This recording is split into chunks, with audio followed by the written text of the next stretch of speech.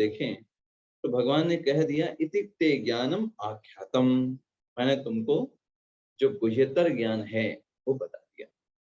तो अभी सब कुछ मैंने बता दिया तुमको, अब तुम्हारा जो इच्छा हो वो करो। लेकिन उससे पहले भगवान ने क्या बोला, विमर्शयित दशेषेण, भगवान ने 63वें श्लोक में बोला है कि जो मैंने तुमको बताया उसका मनन करो और फिर तुम्हें जो ठीक लगता है वो करो। तो भगवान ने एक हमको एक जीव को फ्री विल दिया हुआ है, भगवान कभी उस फ्री विल में हस्तक्षेप नहीं करते, स्वतंत्र इच्छा में हस्तक्षेप नहीं करते। भगवान ने इस तरह बोल करके अर्जुन को बताया। अब भगवान अर्जुन को देख रहे हैं, भाई भगवत गीता तो कंप्लीट हो गई, इंस्ट्रक्शन तो दे दिया सब कुछ। भगवान अर्जुन की तरफ देख रहे हैं, अपने मित्र की तरफ देख रहे हैं, और अर्जुन एकदम शांत बैठे हुए हैं और बहुत ध्यान से सोच रहे हैं भगवान ने क्या क्या बताया था। भगवान देख रहे हैं अर्जुन की तरफ, और भगवान का हृदय जो है वो द्रवित हो गया अपनी कृपा से। और इसलिए भगवान ने कहा, कोई बात नहीं अर्जुन, अगर तुम इतना कंफ्यूज हो, तुम्हें नहीं समझ में आ रहा है, मैंने तो बोल दिया कि तुम जो चाहो सो करो, लेकिन तुम्हें नहीं समझ में आ रहा है, तुम कंफ्यूज हो रहे हो, कोई बात नहीं, मैं तुमको फिर से बताता हूँ, मैं तुमको फिर से पूरी भगवत गीता का सार बताता हूँ। अगर तुम कंफ्यूज हो रहे हो, नहीं समझ में आ रहा है, तो फिर से सुनो। तो भगवान अभी इन श्लोकों में निरपेक्ष भक्ति के बारे में बताने वाले हैं। निरपेक्ष भक्ति, अनपेक्ष भक्ति, ऐसे करके भक्ति होती है। भक्ति के 3 स्टेप्स हैं। तो पहले स्टेप निरपेक्ष भक्ति, पहला स्टेप जो होता है भक्ति का, तो उसमें क्या होता है कि व्यक्ति अपने कार्यों को तो करता है, लेकिन भगवान को उसमें ऐड करता है। जैसे उसे जॉब जाना है, जॉब तो वो करेगा ही करेगा, लेकिन वो उस जॉब के फलों में भगवान को दे देगा। तो मतलब उसके लिए मुख्य चीज उसकी जॉब है, लेकिन भगवान को उसमें ऐड कर रहा है, हर चीज में भगवान को ऐड कर रहा है। ये सबसे निम्न स्तर पर भक्ति। इसके ऊपर की भक्ति होती है अनपेक्ष भक्ति। अनपेक्ष भक्ति का मतलब उस स्तर में व्यक्ति जो होते हैं, व्यक्ति के लिए मुख्य रूप से भगवान होते हैं, बाकी सब चीजें साइड में चलती हैं। ठीक है, भगवान है हमारे लिए विशेष, लेकिन अभी ठीक है जॉब तो करना ही पड़ेगा, ठीक है जॉब कर लिया फिर भक्ति करने लग गए, ठीक है भाई परिवार को तो चलाना ही पड़ेगा, ठीक है तो वो भी कर लिया फिर भक्ति करने लग गए। तो मुख्य चीज जो है वो भगवान श्री कृष्ण है, बाकी सब चीजें उसके लिए साइड में चलती हैं। ऐसे।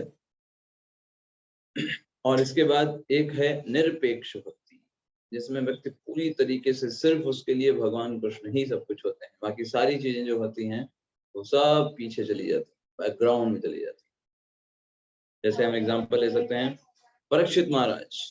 परीक्षित महाराज जैसे ही पता चला 7 दिन में मृत्यु होने वाली है, हर एक चीज बैकग्राउंड में, सिर्फ कृष्ण, नथिंग एल्स, सब कुछ पीछे। तो वो निरपेक्ष भक्ति का एक उदाहरण। तो भगवान अभी उस भक्ति के बारे में बात करने वाले हैं, तो हमें इसलिए उस तरीके से समझना होगा, भगवान पूर्ण रूप से शरणागति की बात करने वाले हैं। चलिए अभी देखते हैं भगवान क्या बताएंगे। 64 श्लोक। सर्वगुह्यतमं भूयः शृणु मे परमं वचः, इष्टोऽसि मे दृढमिति ततो वक्ष्यामि ते हितम्। यस, अब देखिए भगवान ने एक शब्द समझेंगे, वक्ष्यामि ते हितम्। वक्ष्यामि मतलब मैं कह रहा हूँ, ते हितम मतलब तुम्हारे भलाई के लिए, तुम्हारे लाभ के लिए। देखिए भगवान ने भगवत गीता बता दिया, लेकिन भगवान अभी मित्र का और भला चाहते हैं, उसको और लाभ देना चाहते हैं, उसको कंफ्यूज नहीं देखना चाहते, इसलिए भगवान कह रहे हैं ठीक है मैं तुम्हारे लाभ के लिए बता रहा हूँ। तो इसमें एक शब्द और क्या है, भूयः शब्द का प्रयोग आया है। तो भूया शब्द का अर्थ क्या है, पुनः, दोबारा बता रहा हूँ। कोई दोबारा क्यों बताता है? आप सोचिए, एक टीचर अगर बच्चे को समझा रहे हैं, दोबारा क्यों बताएंगे? जब उसको एक बार अच्छे से नहीं समझ में आया तो दोबारा बताते हैं, उसके ऊपर और करुणा करके, उसके ऊपर और कृपा करके। तो भगवान क्या कर रहे हैं, भूयः मैं तुमको दोबारा बता रहा हूँ। किस लिए बताने में, कोई पूछे अर्जुन, ते हितम तुम्हारी भलाई के लिए, तुम्हारे लाभ के लिए मैं इस ज्ञान को क्या कर रहा हूँ, दोबारा से बता रहा हूँ। अच्छा तो अर्जुन बोले तो फिर मैं क्या,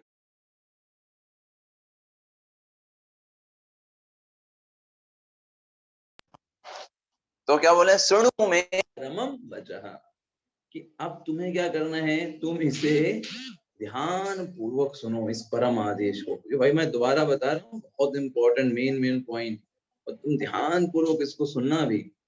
अच्छा, अर्जुन पूछे क्यों इतना ध्यान पूर्वक क्यों? सर्वगुह्यतमम, ये जो ज्ञान मैं बताने वाला हूँ, ये सबसे गुह्य ज्ञान है, सबसे छुपा हुआ, सबसे रहस्यमयी ज्ञान है। ये ऑलरेडी मैं तुमको बता चुका हूँ, इसीलिए भूया से तो भगवान ने बोला। भगवान ये नहीं कह रहे हैं कि पहली बार बता रहा हूँ, नहीं, भगवान कह रहे हैं भूया, ये तुमको दोबारा बता रहा हूँ, पहले भी बताया है, लेकिन तुमको याद रहे, तुम कंफ्यूज ना हो, इसलिए मैं तुमको भूया बता रहा हूँ।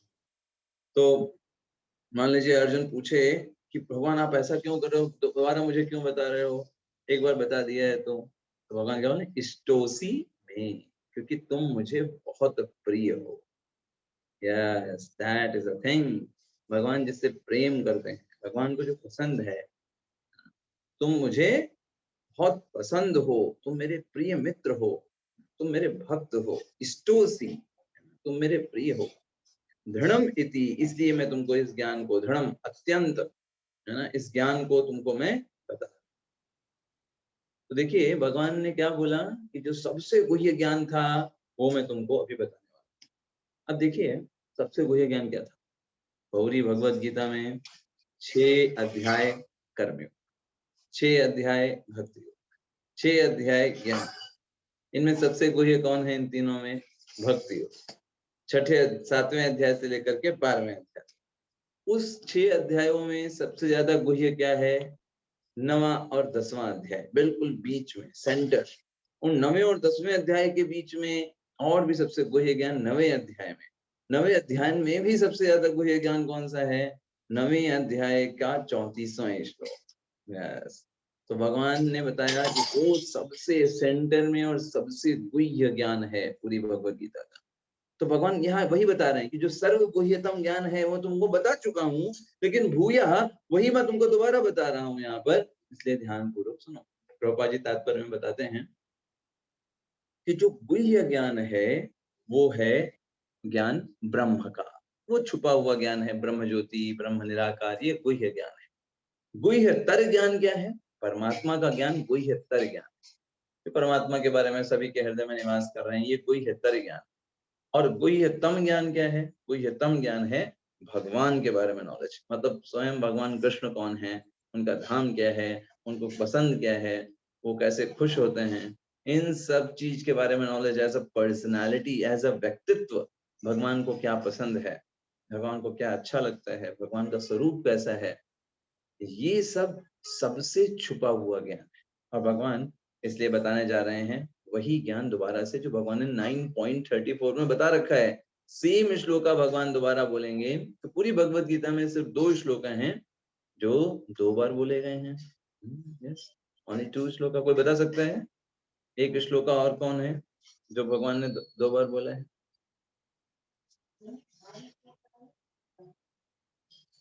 हमने पहले ही बताया था आपको, किसी को याद हो तो। 2 श्लोक भगवान ने भगवत गीता में 2 बार बोले। तो एक तो जो आने वाला है 18.65, यही सेम श्लोका भगवान ने 9.34 में बोला है। हाँ, बस लास्ट का अंतर है। ऐसे ही एक श्लोका और है, श्रेयांस धर्मो विगुणः पर धर्मो भयावहा। ये श्लोक भी भगवान ने 2 बार भगवत गीता में बोला है कि अपने धर्म का पालन करना दूसरे के धर्म को कॉपी करने से हमेशा अच्छा होता है। तो भगवान ने यहाँ पर इसको बोला। भगवान कृष्ण इसको क्यों रिपीट कर रहे हैं? तो श्रील प्रभुपाद जी कहते हैं, रिपीट कोई तभी करता है जब कोई चीज बहुत इंपॉर्टेंट होती है। टीचर जब क्लास में पढ़ाते हैं, एक क्वेश्चन 4-5 बार बताए, मतलब क्या है? मतलब वो क्वेश्चन बहुत इंपॉर्टेंट है, आने वाला एग्जाम में। तो वैसे ही जब कोई चीज बहुत इंपॉर्टेंट होती है तो उसको बार बार बताया जाता है। तो भगवान ने भी इस श्लोक को दोबारा बताया, है ना। तो अभी देखिए भगवान क्या बोल रहे हैं, आइए देखते हैं।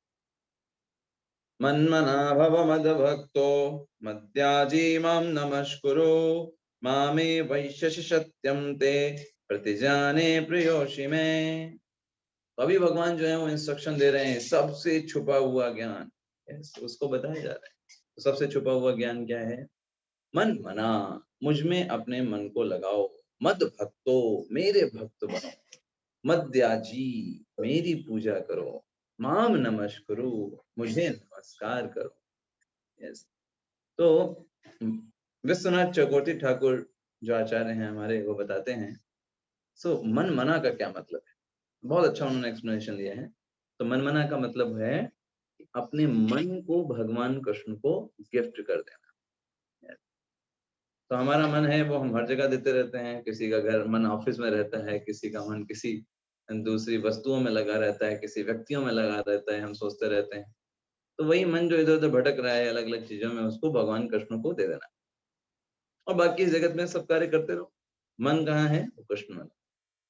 बाकी सारे काम एज अ ड्यूटी जो है वो एग्जीक्यूट हो रहा है। तो यहाँ पर मन मना का मतलब ये है, और ये बहुत उच्च चीज है हमारे स्तर का। ठीक है, हम धीरे धीरे इसके ऊपर प्रयास कर सकते हैं। मन मना, मन को भगवान में लगाना आसान नहीं है। उसी के लिए तो सारा प्रयास है। हम जो चैंटिंग करते हैं, क्या कर रहे हैं? मन को भगवान में लगाने की प्रक्रिया। मन नहीं आता है, मन ऐसे थोड़ा पकड़ में आ जाएगा। इतने योनियों से उसको हमने इधर उधर भटकाया है, तो इतना आसान नहीं है। लेकिन साधना का मतलब यही क्या है? किसको साध रहे हैं? मन को साध रहे हैं भगवान के प्रति, है ना। तो इसीलिए जो हम चैंटिंग करते हैं वो मन को साधने की प्रक्रिया है, इसलिए साधना है, बहुत इंपॉर्टेंट है। श्रील प्रभुपाद जी अपने तात्पर्य में बताते हैं मन मना के बारे में कि हमें अपने जीवन को कुछ इस तरीके से ढालना चाहिए कि 24 घंटे हम भगवान कृष्ण के बारे में चिंतन करें। यस, कुछ इस तरीके से जीवन को ढालें। कहीं भी जाएं, कुछ ऐसा शेड्यूल बनाएं, कुछ ऐसी चीजें बनाएं कि हर समय हम भगवान कृष्ण के ऊपर ध्यान करते रहें। प्रभुपाद जी कहते हैं, we should not become the official meditator. Official meditator का क्या मतलब होता है? जैसे ऑफिस कोई व्यक्ति जाता है ना, गया ऑफिस, ऑफिस से आ गया, चलो अब ऑफिस में क्या हो रहा है, कहाँ कौन है, अभी कोई मतलब नहीं। अब तो अपना व्यक्ति घर में बिजी। तो ऐसे ही व्यक्ति को भगवान कृष्ण की भक्ति नहीं करनी चाहिए। चलो भाई हो गया, कोटा पूरा हुआ, अब आप माला वो तरफ रखी, पूजा उधर रखी, हाँ भैया कौन कौन सी पार्टी में जाना है, कौन सी मूवी देखना है। नहीं, not should be the official meditator. हृदय से होना चाहिए। बाकी सब चीजें ऑफिशियल होनी चाहिए। हाँ भाई ठीक हो गया, ठीक ठीक हो गया, हाँ अभी भगवान की भक्ति अच्छी, भगवान का माला अच्छे से करें, भगवान के बारे में अच्छे से श्रवण करेंगे, कोई टेंशन नहीं रहेगी। इस तरीके से व्यक्ति को भगवान के प्रति मन लगाना चाहिए। मन को लगाना बहुत इंपॉर्टेंट है। जिस चीज में हमारा मन लगता है ना, हम वही होते हैं। अभी जैसे बहुत सारे लोग क्लास अटेंड कर रहे हैं, लेकिन क्लास वास्तव में वही अटेंड कर रहा है जिसका मन लगा हुआ है। बाकी कोई सोच रहा है आज खाना क्या बनेगा, ठीक है, आज डिनर में महाप्रसाद क्या है, ठीक है, आज क्या बनाना है, वो प्लानिंग हो सकता चल रही हो, है ना। या वहां पे पड़ोस में कौन बच्चा क्या कर रहा है, किसकी आवाजें आ रही हैं बाहर से, कौन कौन से वाहन जा रहे हैं, मोटरसाइकिल की आवाज गई, ट्रक की आवाज गई। तो मन जो जिसका है वही व्यक्ति अच्छे से श्रवण कर सकता है, या अच्छे से बोल भी सकता है, या अच्छे से स्मरण भी कर सकता है। मन ही व्यक्ति को अच्छा बनाता है, किसी चीज में बहुत फोकस्ड बनाता है। कई कई बच्चे क्यों इतना अच्छे से परफॉर्म कर पाते हैं? मन लगा के पढ़ाई करते हैं, बहुत अच्छा परफॉर्म कर जाते हैं। और कई बच्चे 10-10 घंटे बैठे रहते हैं, मन नहीं लगता है, तो उतना अच्छा परफॉर्मेंस नहीं आ पाता। तो मनना का मतलब क्या है? बहुत अच्छे से मन को भगवान को समर्पित कर देना। भगवान हमसे चाहते हैं, हमसे मांग रहे हैं, मेरे में मन को लगाओ मुझ में मन को लगाओ। भगवान पहली रिक्वायरमेंट मांग रहे हैं। तो प्रभुपाद जी ने कितना अच्छा बताया, ऑफिशियल मेडिटेटर मतलब। अगर हम ऑफिशियल मेडिटेटर नहीं बने, अपने जीवन को भगवान कृष्ण की सोच में, उतने में मन को उनमें लगा पाए, हमेशा भगवान के बारे में सोच करके ही कार्यों को कर पाए, तो भगवान प्रॉमिस करते हैं। भगवान का क्या प्रॉमिस है? जो कोई व्यक्ति इस तरीके से कृष्ण भावनामृत रहता है, भगवान कहते हैं ऐसे भक्त को मैं स्वयं अपने आध्यात्मिक जगत में ले लेता हूँ। उसका सारी जिम्मेदारी भगवान उठा लेते हैं।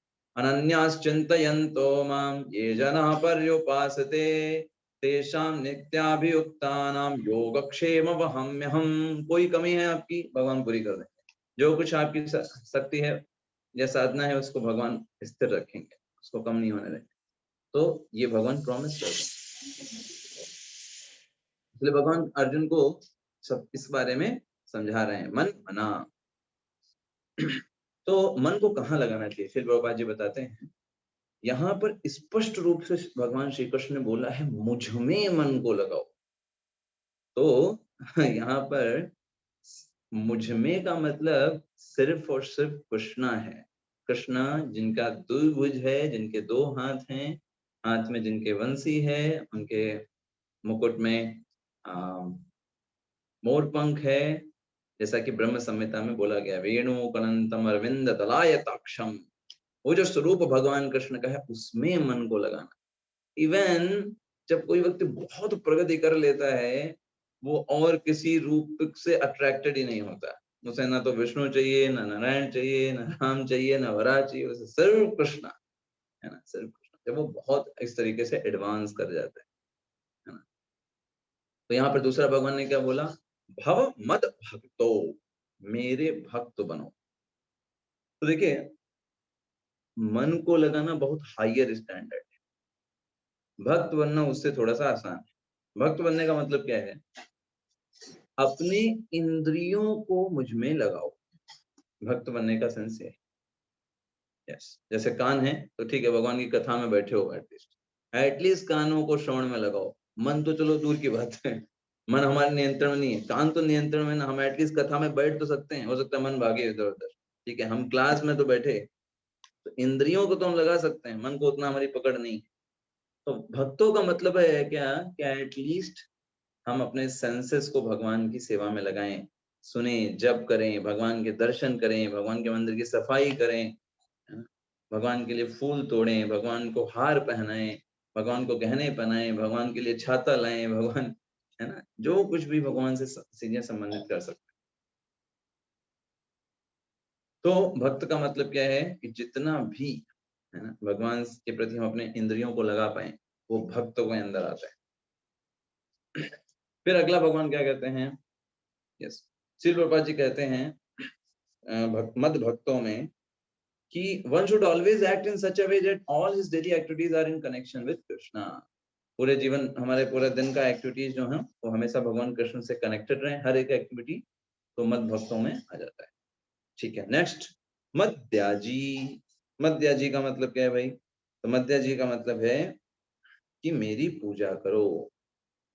तो मेरी पूजा का मतलब क्या है, ये उससे और थोड़ा सा नीचे, कि भाई चलो सेंसेस ना लगा पाए तो ठीक है, सेंसेस नहीं लगा पा रहे हो कोई बात, तुम ठीक है, तुम ऑब्जेक्ट दे दो, कुछ कुछ फ्लावर्स दे दो, कुछ लैम्प दिखा दो, नैवेद्य को चढ़ा दो, मेरी पूजा करो। अगर सेंसेस को नहीं लगा पा रहे हो, एटलीस्ट मेरी पूजा करो। तो यहाँ मध्य जी का मतलब क्या है कि वन शुड वर्शिप, अर्चनम, भगवान को धूप दिखाना, दीपक दिखाना, आरती करना, ये मध्य जी में आता है। तो वर्शिप के बारे में, वर्शिप को साधना, आराधना भी बोला जाता है। आराधना पूरी तरीके से भगवान के प्रति शरणागत होना, उनको अपना अपना स्वामी मानना और उनकी पूजा करना, ये मध्य जी में आता है। और सबसे लास्ट में माम नमस्कुरु। अरे ये भी नहीं कर सकते, चलो भाई, तुम नमस्कार तो कर सकते हो ना, मुझे देख करके प्रणाम तो कर सकते हो, कि इतना तो कर ही सकते हो। तो सबसे इजी क्या है कि जस्ट ऑफर रिस्पेक्ट। जैसे भगवान के दर्शन जब मंदिर में हम करते हैं, तुरंत दंडवत प्रणाम करना, उनको रिस्पेक्ट करना, तो इसको बोलते हैं अष्टांग प्रणाम। अष्टांगों के साथ हम प्रणाम करते हैं, इसमें एक माइंड भी होता है। और ऐसे ही माता जी जो करते हैं, पंचांग प्रणाम करते हैं, 5 अंगों से। तो अगर कोई ये व्यक्ति करता है तो क्या होगा, भगवान कहते हैं मामे वैश्यसि सत्यम ते, मामे वैश्यसि, माम मेरे पास, एव ही, एष्यसि मतलब आओगे, तुम मेरे पास आओगे। और भगवान ये प्रतिज्ञा करते हैं, हम कहते हैं अगर तुमने ऐसा किए तो तुम प्रतिज्ञा, मैं प्रतिज्ञा करता हूँ कि तुम मेरे पास आओगे, मैं वचन देता हूँ। तो यहाँ पर एक आचार्य हैं, वो पूछते हैं, कहते हैं भगवान कृष्ण को वचन देते हैं फिर भूल जाते हैं, क्यों? गोपियों को वचन दिया, जब जा रहे थे कंस के यहाँ, तो गोपियों ने पूछा कब आना है आपको, उन्होंने कहा बस परसों आ जाए। आज जा रहे हैं, कल वहां काम हो जाएगा, परसों वृंदावन, ठीक है। और उन्होंने बोला, लेकिन क्या उसको निभाया? नहीं निभाया, ठीक है। उसको नहीं निभाया, परसों आया ही नहीं, 100 वर्ष बीत गए। 100 वर्ष के बाद आए थे भगवान श्री कृष्ण वृंदावन वापस। तो इसीलिए भगवान यहाँ पर क्या बोल रहे हैं, सत्यम। इसलिए भगवान कह रहे हैं मैं वचन दे रहा हूँ इस बात को, है ना। यहाँ इसको तुम ऐसे मत मानना। तो आचार्य बताते हैं भगवान यहाँ पर सत्यम वचः क्यों बोल रहे हैं, सत्यम ते प्रिय प्रतिजाने प्रियोसि में, कि इसको तुम ऐसे नॉर्मल मत लेना, ये मैं बिल्कुल सत्य बात बोल रहा हूँ, वचन दे रहा हूँ तुम्हें, तुम मेरे परम प्रिय मित्र हो, थोड़ा सा भी इसके ऊपर डाउट मत करना। तो यस, तो भगवान ने यहाँ पर इन 4 प्रक्रियाओं को बताया जिसमें प्रत्येक व्यक्ति को लगने का प्रयास करना चाहिए। तो कोई भी व्यक्ति जो भगवान के प्रति शरणागत है, सिर्फ वही व्यक्ति भगवान को समझ सकता है या भगवान के द्वारा इन सब चीजों का लाभ ले सकता है। अदरवाइज कोई भी व्यक्ति भगवान के बारे में नहीं समझ पाएगा। भगवान जो हैं वो सारी जीवात्माओं को उतना ही प्रेम करते हैं जितना एक पिता अपने पुत्र को प्रेम करता है, उसको सब कुछ सबसे बेस्ट देना चाहते हैं, है ना। पिता क्या चाहते हैं भाई, उनके बेटे को सबसे बेस्ट जॉब मिले, सबसे बेस्ट एजुकेशन मिले, सबसे बेस्ट खाना मिले, सबसे बेस्ट तरीके से रहे। तो ऐसे ही भगवान भी अपने जितने जीवात्मा हैं सबको एकदम बेस्ट देना चाहते हैं। अब हमारा लेवल ही कम है तो अब क्या करें, भगवान भगवान अब पूरा प्रयास करते हैं कि हमें बेस्ट, है ना, लेकिन हमारा ही स्तर नीचे होता है, हम ही प्रयास नहीं करते, सिंसियर नहीं है, तो वहां पर समस्या आती है। तो इसलिए हमें भगवान के प्रति शरणागत होना चाहिए। तो हमारे बहुत सारे अनर्थ हो सकते हैं, हमारे अंदर अनेक प्रकार की समस्याएं हो सकती हैं, कंडीशन हो सकते हैं बद्ध जीवन के कारण, लेकिन सिर्फ भगवान ही हैं। जैसे कोई आम होता है ना, तो आम का छिलका होता है, तो छिलका हटाया जाए तो बढ़िया से आम है, उसको हम खा सकते हैं। तो वैसे ही हमारे अंदर बहुत सारे अनर्थ हैं, है ना। तो भगवान उस सारे अनर्थों को निकाल सकते हैं और फिर हम अनेक कार्यों को कर सकते हैं भगवान की सेवा के लिए, लेकिन उस वो अनर्थ कौन हटाएंगे, स्वयं भगवान हटाएंगे। यस, इसलिए बस हमें क्या करना है, उनसे प्रेयर्स करना। तो अभी अर्जुन एक प्रश्न पूछ सकता है यहाँ पर। अर्जुन पूछ सकता है, विश्वनाथ चक्रवर्ती ठाकुर बताते हैं कि भाई अभी ठीक है आप बोल रहे हो कि ये सब हम करें, तो भाई पहले तो, क्योंकि आपकी भक्ति तो वही कर सकता है जिसके सारे पाप खत्म हो गए हों, ऐसा आपने पहले बताया हुआ है, जिसके पाप सारे खत्म हो गए होते हैं, है ना, वो व्यक्ति आपकी भक्ति कर सकता है।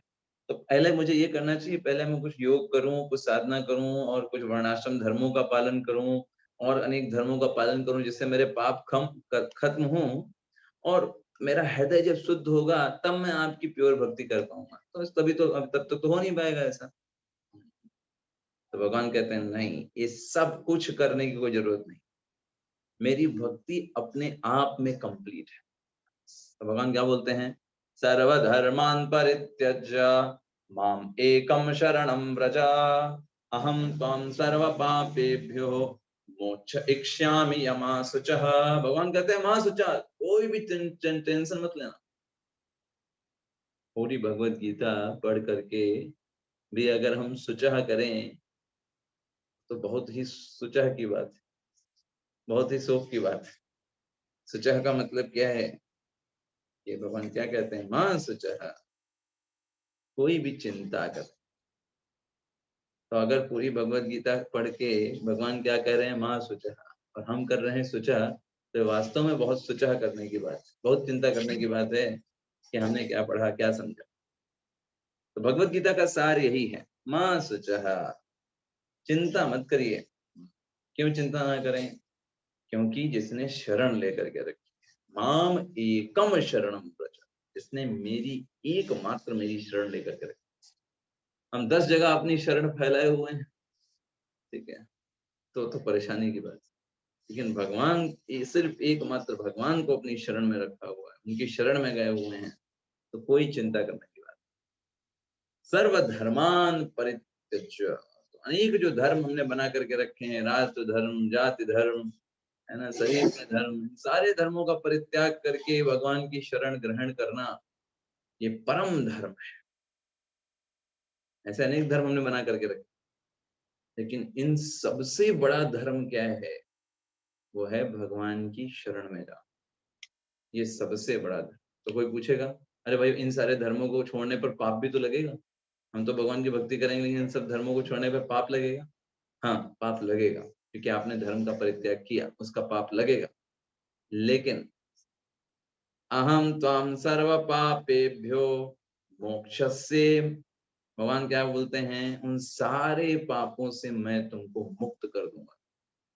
तो कंडीशन क्या है, कंडीशन समझिएगा, माम एकम शरणम प्रजा, अगर भगवान की शरण ले सकते हैं तो। अगर कोई व्यक्ति पूरी तरीके से भगवान की शरण में चला जाता है, प्योर डिवोटी है, वो कुछ भी समस्त धर्मों का परित्याग कर देता है, उसको किसी प्रकार का कोई भी पाप नहीं लगेगा। सभी चीजों को, सभी ऋणों को उससे मुक्त कर दिया जाता है। श्रीमद् भागवतम का श्लोक है, जितने भी अलग अलग प्रकार के ऋण होते हैं, है ना, ऋषि ऋण, देव ऋण, भूत ऋण, ये सभी ऋण से व्यक्ति तुरंत मुक्त हो जाता है जिस क्षण वो भगवान श्री कृष्ण की शरण लेते, सारे ऋणों से मुक्त कर दिया जाता है। क्योंकि स्वयं भगवान श्री कृष्ण ही इन सब चीजों को बनाया, सब चीजों का निर्माण करने वाले हैं, तो अपने आप ही उन सभी चीजों से वो मुक्त हो जाता है। तो कैसे भगवान की शरण लेनी चाहिए, कैसे समझेंगे कि हम शरणागत हैं कि नहीं है? तो श्रील प्रभुपाद जी समझाते हैं, हरि भक्ति विलास में शरणागति के लक्षण दिए हुए हैं। श्रील प्रभुपाद जी बताते हैं, अनुकूलस्य संकल्पः प्रतिकूलस्य वर्जनम रक्षसीति विश्वासो गोत्रप्त वर्णम तथा आत्मनिक्षेप कार्पण्ये षड्विधा शरणागति। ये 6 विधियां हैं शरणागति की। यस, तो हम शरणागत हैं कि नहीं हैं, ये चेक करना है तो इन 6 से चेक कर लो, वेरी इजी।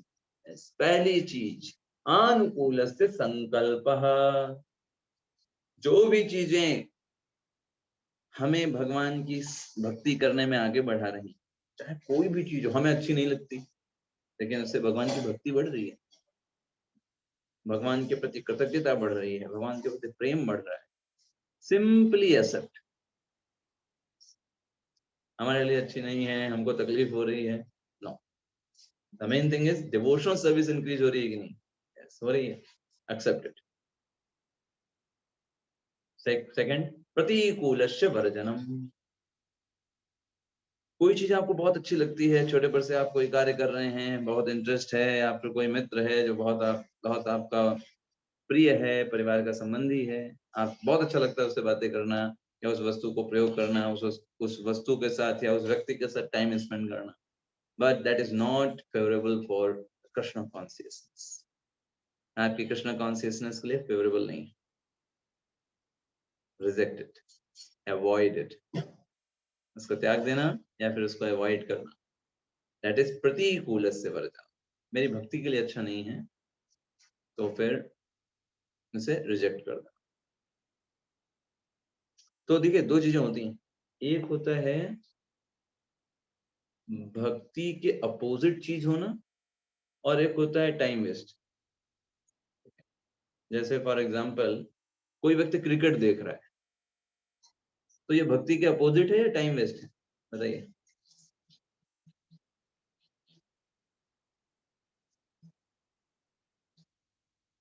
यस, जरा सोचिए, किस में जाएगा, भक्ति के अपोजिट या टाइम वेस्ट में? टाइम वेस्ट में टाइम जाएगा वेस्ट में, टाइम वेस्ट। दोनों में जाएगा प्रभु जी। नहीं प्रभु जी, टाइम वेस्ट में जाएगा, दोनों में जाएगा, दोनों में किसमें जाएगा? टाइम वेस्ट में, टाइम वेस्ट में मोड़ जाएगा जनरली जो होता है। हाँ, भक्ति के अपोजिट का मतलब क्या है, कोई चीज जिससे आपकी भक्ति कम हो जाए। जैसे कोई व्यक्ति मूवीज देख रहा है, तो मूवीज में क्या होगा, उसकी चेतना जो है वो नीचे जाएगी, वहाँ वो क्या देख रहा है, इस जगत में सब कैसे कैसे सब गलत कार्य हो रहे हैं, गलत दृश्यों को देख रहा है, तो उसकी चेतना उससे दूषित हो रही है। समझ रहे हैं बात आप? ये भक्ति के विपरीत है, एकदम विपरीत है, ठीक है? तो ये कुछ कार्य है भक्ति के एकदम विपरीत है ना, और कुछ कार्य वो टाइम वेस्ट है ना, उससे कुछ नहीं मिलने वाला, नहीं कुछ उस तरीके से एकदम ऑड नहीं है, उस तरीके से। प्रतिकूल से वर्जनम, तो जो चीजों से हमारा टाइम वेस्ट होता है, जो भक्ति के विपरीत हैं, उन कार्यों को छोड़ देना चाहिए, कितना ही पसंद हो। जैसा कई लोग होते हैं, क्रिकेट देखना प्रभु जी हमको बहुत पसंद है, हमको प्रभु जी क्रिकेट देखते हैं, इंडिया पाकिस्तान का मैच होता है, एक तरफ क्लास होती है तो मन करता है मैच देख लो, क्लास बाद में रिकॉर्डिंग सुन लेंगे है ना? तो नहीं, जो चीजें हमारे लिए वेस्ट हैं या फिर हमारे लिए भक्ति में आगे नहीं बढ़ा रही हैं, उनको छोड़ना, चाहे कुछ भी हो। रक्षसी इति विश्वासो, ये तीसरा शरणागति का लक्षण। रक्षसी इति विश्वास, ये पूरी तरीके से विश्वास होना भगवान कृष्ण रक्षा करेंगे। yes. he will protect me। और भगवान कृष्ण रक्षा करते हैं, भगवान कृष्ण रक्षा करते हैं हमारी चेतना की, हमारी रक्षा करते हैं, हमारी भक्ति की रक्षा करते हैं। हम जो भक्ति कर रहे हैं, साधना कर रहे हैं, ये सिर्फ हमारी संपत्ति नहीं, भगवान कृष्ण की भी संपत्ति है, जो अनेक जन्मों से राह देख रहे हैं कि कब ये भक्त मेरी तरफ मुड़ेगा। तो हम जब मुड़े हैं भगवान की तरफ, भगवान को खुद ही डर लगता है, ये मुड़ तो गया है, कितना देर टिकेगा पता नहीं, कब पता चले उधर चला जाए वापस। भगवान को खुद ही डर लगता है। भगवान को कब डर नहीं लगता? जब हम एडवांस हो जाते हैं। जब भी स्टार्टिंग के हैं तो भगवान को खुद ही डर लगता है, आ तो गया, पता नहीं कितने दिन फ्री विल को सही यूज करेगा। रक्षसी इति विश्वासो, भगवान के ऊपर डिपेंड रहना कि भगवान रक्षा करने वाले, अपना प्रयास करना, लेकिन ये विश्वास रखना कि भगवान ही रक्षा करने वाले। द्रौपदी ने पूरा प्रयास किया अपना, देख लिया कि हमारे प्रयास से कुछ नहीं हो सकता, भगवान रक्षा करेंगे, पूरी तरीके से भगवान पर निर्भर होगी। तो प्रयास अपना करना ये हमारा दायित्व है। द्रौपदी ने पहले नहीं, पहले उसने क्या किया, अपना प्रयास किया पूरा, है ना। जब उससे लगा कि हमारे प्रयास से संभव नहीं हो सकता, दुशासन जिसके अंदर 10,000 हाथियों का बल है, और मैं क्या कर सकती हूँ उससे, भगवान पर विश्वास किया। रक्षसी इति विश्वासो, भगवान रक्षा करेंगे, भगवान रक्षा करते हैं। ये गोत्रप्त वर्णम तथा, गोत्रप्त वर्णम का मतलब क्या है कि इस चीज पर इतना जबरदस्त तरीके से विश्वास रखना कि सिर्फ और सिर्फ और सिर्फ भगवान कृष्ण ही हैं जो सभी चीजों को मेंटेन कर रहे हैं, सबको जिला रहे हैं, सबको खाना दे रहे हैं, सबको पानी दे रहे हैं, चाहे छिपकली हो, चींटी हो, सुअर हो, बिल्ली हो, कुत्ता हो, ऊंट हो, वो कौन खाना दे रहे हैं उनको? कौन सा व्यक्ति जाकर के उनको खाना खिलाता है? Only Krishna giving all the necessity required for the surviving that particular योनि। हर एक योनि को मेंटेन कर रहे हैं, कौन कर रहे हैं? भगवान श्री कृष्ण कर रहे हैं। कोई भी वैज्ञानिक एक गेहूं का दाना नहीं बना सकता, एक चावल का दाना नहीं बना सकता। तो वो कभी भी ये चिंता नहीं करता कि अरे भाई कैसे हम चलेंगे, कैसे जीवन चलेगा। अरे सब पशु जी रहे हैं, सारे पशु पक्षी जी रहे हैं, कौन खिला रहा है? भगवान नहीं खिला रहे। तो अगर क्या मैं भगवान की भक्ति करूंगा तो भगवान मुझे नहीं खिलाएंगे? क्या भगवान मेरी रक्षा नहीं करेंगे? क्या भगवान मुझे मेंटेन नहीं करेंगे? अजगर करे न चाकरी, पक्षी करे न काम, दास मलुका कह गए सबके दाता। सभी को कौन देख खिला रहा है? सबको कौन प्रदान कर रहा है? सारी चीजें भगवान श्री राम ही प्रदान कर रहे हैं, भगवान प्रदान कर रहे हैं। कोई जीवात्मा किसको कितना प्रदान करेगा? आप जो सोचो, आपके घर में एक व्यक्ति बाहर से आ जाए, कहते आप भाई हमको खिलाओ पिलाओ पूरा, हमारे लिए सब करो, मेंटेन करो, आपकी हालत खराब हो जाएगी उस एक व्यक्ति को मेंटेन करना। ऐसा है? ठीक है, भगवान सबको मेंटेन कर रहे हैं, सिर्फ मनुष्यों को नहीं, सारे पक्षियों को नहीं, सारे पशुओं को, सारे जलीय जंतुओं को, कीड़े मकोड़ों को, कीटाणुओं को, जिनको हम देख भी नहीं पाते, उनको भी खाना भगवान पहुंचा रहे हैं जो कुछ उनको चाहिए, है ना। जर्म्स को भी जो हमारे हाथों में रहते हैं सब मिल रहा है। Yes, everybody is maintained. That is गोत्रप्त वर्णम तथा। इस बात पर पूरा विश्वास होना, भगवान कृष्ण मेंटेन करने वाले हैं सब कुछ। ये शरणागति का लक्षण है। पांचवा, आत्म निक्षेपा। आत्म निक्षेप का मतलब क्या है? पूरी तरीके से अपने आप को भगवान की सेवा में समर्पित कर देना। कोई आपसे पूछे आप कौन हो, तो पहले ये निकले भगवान कृष्ण के दास, बाद में कुछ और चीजें निकले। That is your surrender। ठीक है, हनुमान जी से कोई पूछता है क्या है, सबसे पहले भगवान श्री राम का दास। That is the first identity। बाद में कोई बोले बंदर हैं, है ना, सुग्रीव की सेना में है, वो सब सेकेंडरी आइडेंटिटी। पहली आइडेंटिटी क्या है? भगवान के दास। उनकी कोई भी हनुमान जी से पूछता तो पहले ही बताते मैं भगवान राम का दास। That is the first. आत्म निक्षेप, पूरी तरीके से भगवान को समर्पित करना अपने आप को। रंच मात्र भी ये नहीं कि नहीं ये वाला चीज नहीं समर्पित करेंगे भाई, सब कुछ भगवान का है, भगवान के हैं, शरीर भगवान का है, परिवार के लोग भगवान के हैं। मैं सेवक समेत सुत नारी, है ना? दशरथ जी बोलते हैं, जब विश्वामित्र जी आते हैं उनके पास, तो कहते हैं, नाथ सकल संपदा तुम्हारी, मैं सेवक समेत सुत नारी। मैं तो सेवक ही हूँ, ऐसा नहीं है, साथ में मेरे बेटे, मेरी पत्नी, सब सेवक हैं। सारी संपदा आपकी, मेरी संपदा। ऐसे बोलना नहीं है, इसको अपने जीवन में आत्म साक्षात भी करो, साक्षात्कार भी इसका करो। और सबसे लास्ट में कार्पण्य, भाई इतने बड़े बड़े काम कर लिए आप, अनुकूल से संकल्प, प्रतिकूल से वर्जनम, रक्षते इति विश्वासो, गोतप्त वर्णम तथा आत्म निक्षेप, इतने बड़े बड़े काम कर लिए। कोई बोलेगा अरे आप तो बड़े बहुत बड़े एडवांस डिवोटी हैं। ना ना ना ना, कार्पण्य, अपने आप को बहुत कम समझना, थिंक लोली। देखिए, लोली समझने का मतलब क्या है, अपने आप को छोटा समझने का यह मतलब नहीं है कि इंफीरियरिटी कॉम्प्लेक्स हो, मैं तो बहुत छोटा हूँ, मुझे तो कुछ नहीं आता, अब मैं तो सबसे बेकार हूँ, कुछ नहीं, कोई काम का नहीं हूँ, ये बात नहीं होती। कार्पण्य का मतलब है वो भक्त ह्यूमिलिटी के कारण, है ना, अपने आप को भगवान की कृपा के लिए योग्य समझते हुए, योग्य ना समझते हुए अपने आप को भगवान के सामने कहता है, भाई मैं योग्य तो नहीं हूँ, मैं आपसे याचना कर रहा हूँ, आप दे दीजिए कृपा करके। जैसे हम कहते हैं ना कि मंदिर के बाहर भिखारी बहुत सारे होते हैं, सबको भीख आप नहीं देते। आप भीख किसको देते हो? जिसकी हालत बहुत खराब होती है। अब लगता है कि बेचारे सही में कुछ नहीं खाएगा, इसको कुछ नहीं मिला तो ये तो बेचारा एकदम कुछ नहीं पाएगा। बाकी सब लोग थोड़े बहुत ठीक दिख रहे हैं, वो कुछ और काम कर सकते हैं, ये तो बेचारा कुछ नहीं कर पाएगा, तो उसको हम दया करके दे देते, चलो भाई तुम्हें दे दो। तो ऐसे ही जब भगवान के सामने वो व्यक्ति वास्तव में कहता है भगवान मैं कोई काम का नहीं हूँ, मैं है ना, मैं तो वानर हूँ, जैसे हनुमान जी बोलते हैं, मैं तो क्या हूँ, बंदर प्रजाति में जन्म मिला है। 3 बार कोई बंदर बंदर बोल दे तो उस दिन पूरे दिन उसको खाना नहीं मिलता है, इतनी तो निम्न जाति में मेरा जन्म। हनुमान जी बोलते हैं, प्रहत ले जो नाम हमारा, तही दिन ताहि न मिले आहारा। सुबह सुबह अगर कोई नाम ले ले हमारा तो उसको पूरा दिन खाना नहीं मिलेगा। हनुमान जी बोलते हैं, ऐसी निम्न जाति में मेरा जन्म हुआ है। असमय अधम सखा सुनो, इतना अधम हूँ, विभीषण को बता रहे हैं हनुमान जी। मोहू पर रघुवीर, और भगवान श्री राम इतने दयालु हैं कि उन्होंने मेरे जैसे नीच व्यक्ति को भी, जो वानर प्रजाति में जन्म लिया, कोई अक्ल नहीं है, मोहू पर रघुवीर कीन्ही कृपा समेरे को। भगवान के गुणों, उन्होंने मेरे ऊपर कृपा किया। इन गुणों को याद करते हुए भरे विलोचन, हनुमान जी रोने लगे विभीषण को बताते समय कि देखिए भगवान श्री राम कितने दयालु हैं, मेरे जैसे वानर प्रजाति में जन्म लिए जंतु पर भी भगवान ने कितनी कृपा की। तो हनुमान जी देखिए कितना विनम्र रहते हैं, ऐसा नहीं पावर नहीं है हनुमान जी, पावर की देखिए पूरा संजीवनी बूटी बोले के पूरा पहाड़ ले आए, ठीक है ना।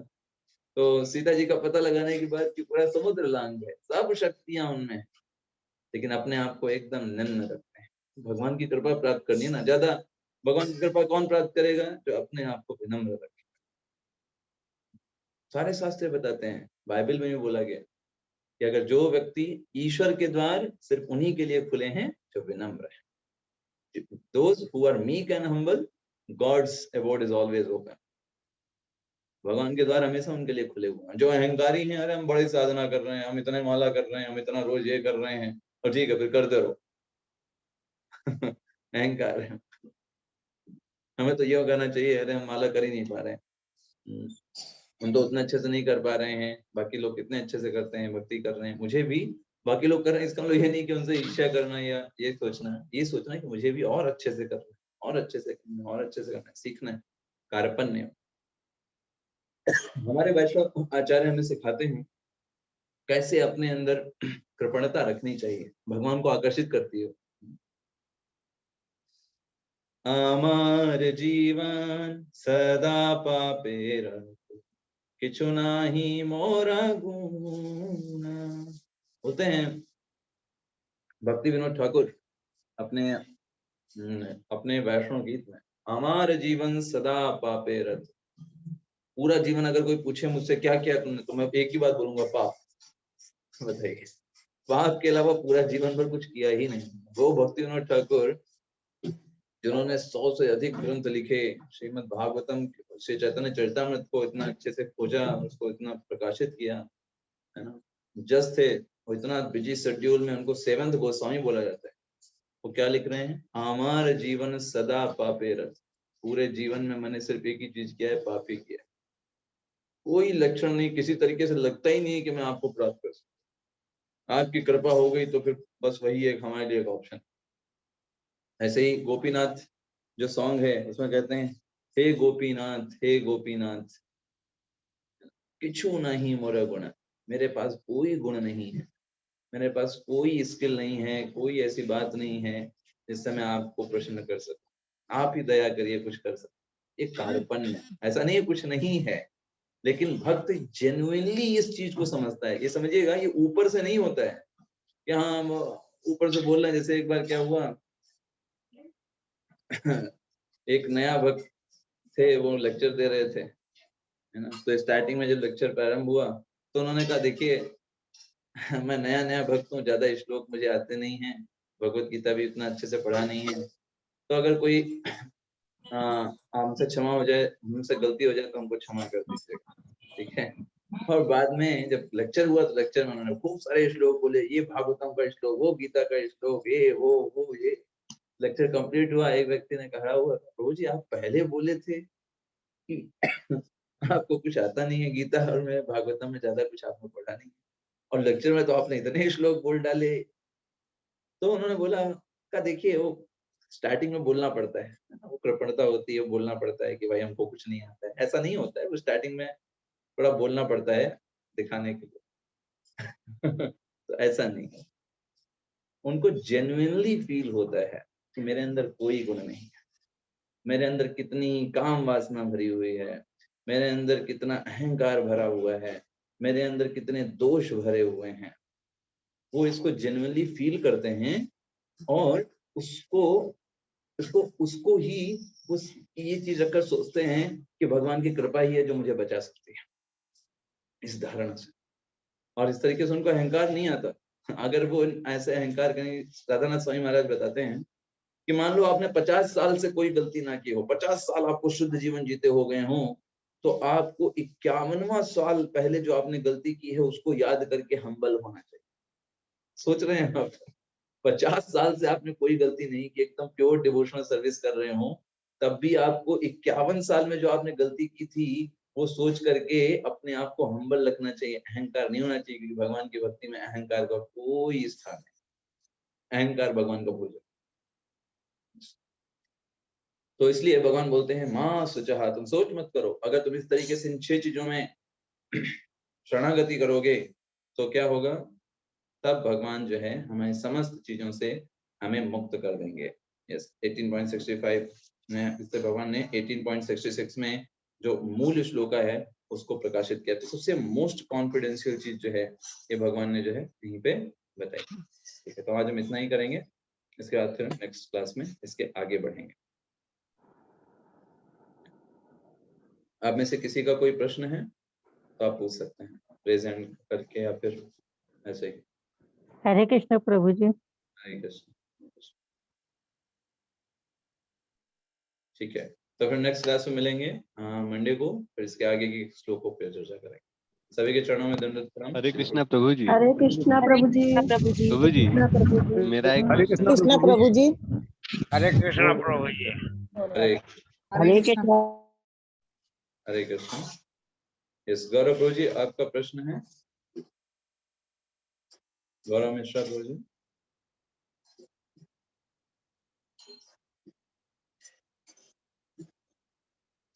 अगर आप में से किसी का प्रश्न है तो आप हैंड रेज कर सकते हो। मुझे किसी ने भी सुनाई दिया कि इसका कोई प्रश्न है तो आप पूछ सकते हैं। जी प्रभु जी। हरे कृष्णा प्रभु जी। हरे कृष्ण। जी Yes, प्रभु। प्रभु जी, बस एक बार ना शॉर्ट में बता दीजिए, निरपेक्ष भक्ति, सापेक्ष भक्ति और एक जो और भक्ति बताएं, बस उसी को। 3 स्तर हैं भक्ति के। पहला स्तर जो सबसे स्टार्टिंग है, उसको भी मुझे एग्जैक्टली नाम ये नहीं याद आ रहा। तो एक तो भक्ति है जो सबसे प्रारंभिक स्तर में है। वो भक्ति में व्यक्ति का जो भौतिक चीजें हैं वो मुख्य सेंटर में रहती हैं, भगवान को वो ऐड करते हैं। जॉब करना है, चलो भाई थोड़ा सा भगवान के लिए कर देंगे। अच्छा, खाना खाना है, चलो भाई थोड़ा भगवान को लगा दो। मेन चीज है खाना खाना है, भगवान को लगा दो, ठीक रहेगा। तो ये निम्न स्तर पर रहता है, भक्ति कर रहा है बट ये निम्न स्तर है। इससे ऊपर जो सापेक्ष भक्ति है है ना, उसमें कैसा है, उसमें व्यक्ति जो है वो भगवान को सेंटर में रखता है, भगवान की सेवा पूरा मन लगा के जब करना, मन लगा के, क्या है भूख लगी खाना तो खाना ही होगा, ठीक है तो खाना खाना पड़ेगा, वो उसके लिए एक कार्य है, एक टास्क है। मेन काम मन कहाँ लगा हुआ है, भगवान की सेवा में लगा हुआ है। तो मुख्य कार्य रहता है भगवान का कार्य, और बाकी चीजें सेकेंडरी रहती है, ठीक है जॉब जाना ही पड़ेगा, क्या किया जाए, ये नहीं है। बाकी पहले वाले में जॉब जाना उसका मेन उद्देश्य था, और भगवान को साइड में था। और सबसे बड़ा है निरपेक्ष भक्ति। तो निरपेक्ष भक्ति का में क्या होता है, व्यक्ति पूरी तरीके से जो है वो भगवान के लिए ही सब कुछ करता है, भौतिकता से जुड़ी कोई भी चीज को सब कुछ छोड़ ही देता है, तो उसको बोलते हैं निरपेक्ष भक्ति। उसी के बारे में भगवान ने यहाँ पे बताया, सर्वधर्मान परित्यज्य की बात है, वो इसी के बारे में, निरपेक्ष भक्ति के बारे में। जैसे परीक्षित महाराज ने किया, जैसे पिछला 7 दिन सब कुछ पीछे करके सिर्फ कृष्ण का था, नथिंग एल्स, पूरी तरीके से रहेगा। लक्ष्मी शंकर प्रभु जी, यस प्रभु जी। हरे कृष्णा प्रभु जी। हरे कृष्ण। आवाज आ रही है? हाँ ये सारी प्रभु जी। अच्छा, एक आपने बताया था ये 2 श्लोक जो है रिपीट हुए हैं भगवत गीता में, एक 18:65 और 9:34, और दूसरा श्लोक प्रभु जी क्या है वो मैं नोट नहीं कर पाया। अच्छा, दूसरा श्लोक जो है, श्रेयास धर्मो विगुणः पर धर्मो भयावह। भगवान ये बोलते हैं, ये श्लोक ये 2 बार बोला गया, ये वाला श्लोक भी आप इसको सर्च कर सकते हैं। श्रेया वाला कौन सा है? श्रेयास धर्मो विगुणः पर धर्मो भयावह, ऐसे करके श्लोक में। तो ये आपको मिल जाएगा 18वें अध्याय के 47वें श्लोक में, और तीसरे अध्याय के 35वें श्लोक, तीसरे अध्याय के 35वें श्लोक में, 18वें अध्याय के 47वें श्लोक। ठीक, भगवान ने हाँ इस पर। ठीक है, थैंक यू प्रभु जी। हरे कृष्णा। हरे कृष्ण, हरे कृष्ण। ठीक है, सभी को दंडवत प्रणाम। श्री प्रभुपाद की जय, भगवत गीता की जय। हरे कृष्ण। हरे कृष्ण। हरे कृष्ण कृष्ण प्रभु जी, प्रभु जी, दंडवत प्रणाम। हरे कृष्ण प्रभु जी। हरे कृष्ण प्रभु जी, हरे दंडवत कृष्ण प्रणाम। प्रभु जी। हरे कृष्ण।